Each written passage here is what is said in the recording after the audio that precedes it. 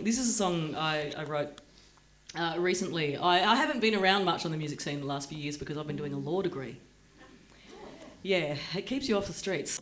And one of the things I got to do as part of that law degree was I got to go overseas to study in Malaysia. And this was very, very exciting for me because I knew I was going to be living in an international student share house. And I hadn't lived in a share house, in a student share house for 20 years. So I thought, oh, this is going to be great. It felt like a passport to my own youth. We're going to hang out, we're going to cook and eat and drink wine and sit up late and talk about philosophy and politics and set the world to rights and carry on like pork chops. It's going to be great. And then I got there. And I found myself living in an apartment on the 17th floor of a tower block in the industrial outer suburbs of Kuala Lumpur, in a place called Subang Jaya, which is basically just like a 24-hour traffic jam with buildings stuck in amongst it, living with 4 very nice girls who spent all their time in their rooms, online, on Facebook, with their doors shut. And I tried, I really tried. I said, hey guys, let's get a kitty happening for food and expenses. And they're like, what's kitty? What, you mean like Hello Kitty? And, it's where we all put in like 15 or 20, 35, whatever, a certain amount of ringgits a week, and, we buy food collectively out of that and, cleaning stuff, whatever, toilet paper, and, it's cheaper and it's communal. And they seemed utterly terrified by this idea. They all just looked at me and went, wouldn't it be easier if we all just bought our own food? Anyway, all right, fine. So, of course, you'd open the fridge and there'd be 5 bags of groceries and they'd all be rotting. And there'd be 5 litres of milk and they'd all be open and they'd all be going off. But the odd thing about this situation for me was, here I was living in a share house for the first time in 20 years and I was spending more time on Facebook than I ever had before because I was lonely. So it got me all nostalgic about the ways in which we used to communicate, which have kind of fallen into disuse, like mixtapes and handwritten letters, and how people used to just drop in for cups of tea. That just doesn't happen anymore. Like that, people always ring or text first. We've become more formal, which is strange. And what I really miss is the way people would make it like get a D90 cassette and they put an album on each side. Remember this? And then there'd be a little gap at the end, and people would just fill it up with some random stuff, just that they thought you'd like. And maybe they wouldn't even write it on the box, it'd just be a mystery. And years later, when you bought the CD, those songs weren't on there. You know what I mean? Yeah. I used to do this thing that I love doing, and you can't really do it so much anymore with CDs because they've only got one side. But I used to change the labelling on the cassette, and I put side B on one side and side 2 on the other. Kept me amused for hours. Sorry. That's all right. It's just the kind of guy he is. All right. All around me I can see people interacting through a screen.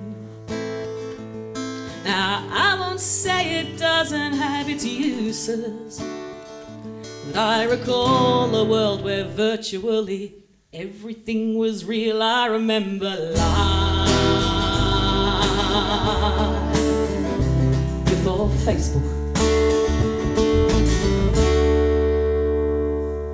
A young man ran away to Kuala Lumpur with his broken heart still bleeding in his backpack. The distance cannot slip a healing cushion between the here and now and what he left back there. Each day another message in the inbox, another chance to drag each other through it. He wanted life, but he got Facebook. This is a song from the 17th floor. My housemates in their rooms and all online. The girl across the hallway, she don't knock upon the door. Instead the chat box pops with her inquiry. And I cook the kitchen solitary. They thank me and take the food back to their rooms. They don't want life. They're all on Facebook. They don't want life. He's not right now because they're busy. Yeah, on Facebook. Let me come unwind just for a day.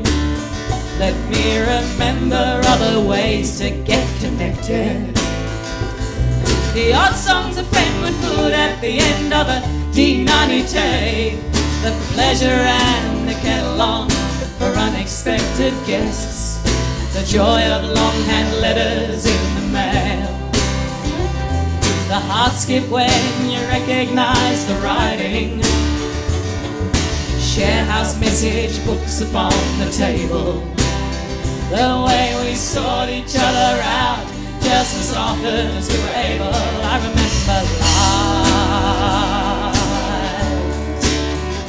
life before Facebook.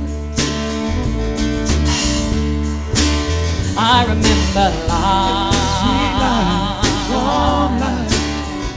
before MacBook. Hell, I'm old enough to remember life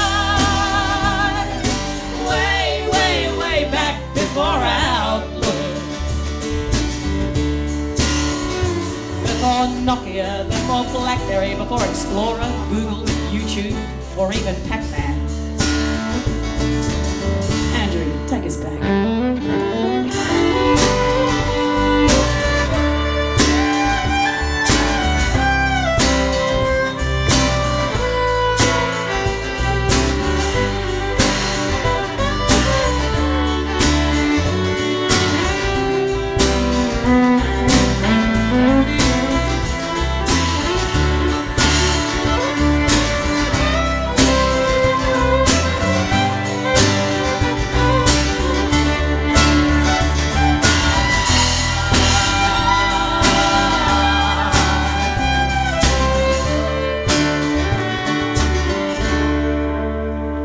Now I don't diss the advantage of the age, but I miss that old respect for information.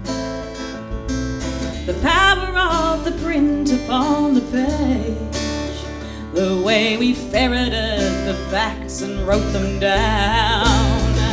When a friend was more than 1 square centimetre, more than a follower, more than a tweet. When a response was more than 140 odd characters. When it was the person, not the profile, that you went to see. I remember life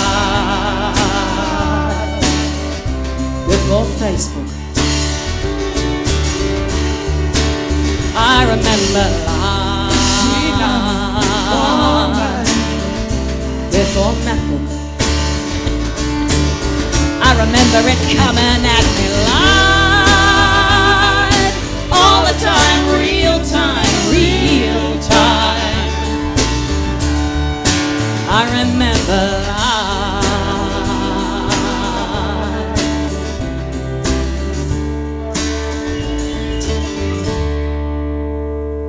And now I've found a face that I really want to see. But he's a man who, by modern standards, knows the worth of privacy.